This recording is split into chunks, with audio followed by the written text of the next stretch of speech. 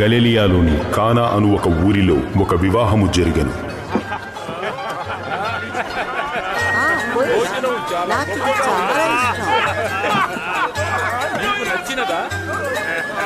ఇది తిను, చాలా రుచిగా ఉంటుంది.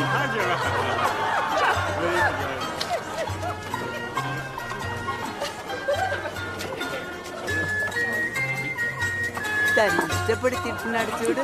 యేసు తల్లి అక్కడ ఉండెను. ఇదంటే చాలా ఇష్టం. యేసును ఆయన శిష్యులను ఆ వివాహమునకు పిలువబడిరి.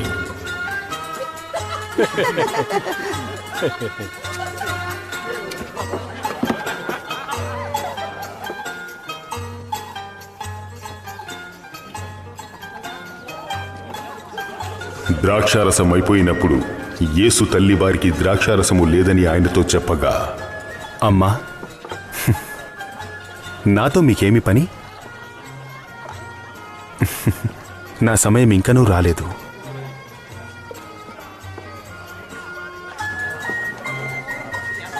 ఆయన మీతో చెప్పిందేంటో చెయ్యండి.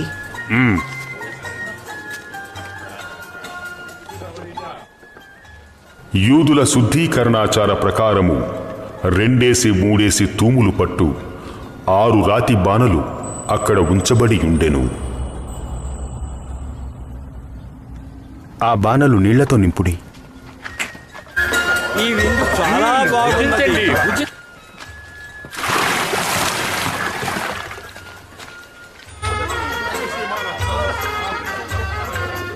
వారు వాటిని అంచుల మట్టుకు నింపిరి. మీరిప్పుడు ముంచి విందు ప్రధాని యొద్దకు తీసుకుని పొండి.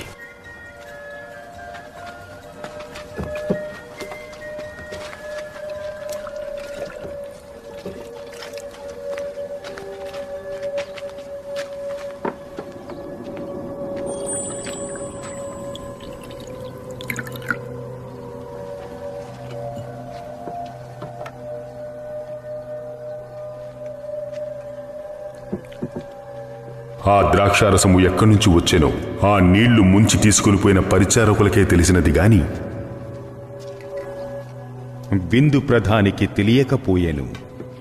కనుక ద్రాక్షరసమైపోయిన ఆ నీళ్లు రుచి చూసినప్పుడు ఆ విందు ప్రధాని పెండ్లి కుమారుని పిలిచి, ప్రతి వాడును మొదట మంచి ద్రాక్షరసమును పోసి జనులు మత్తుగా ఉన్నప్పుడు జబ్బు రసమును పోయిను. నీవైతే ఇది వరకు మంచి ద్రాక్షరసమును ఉంచుకొని ఉన్నావు.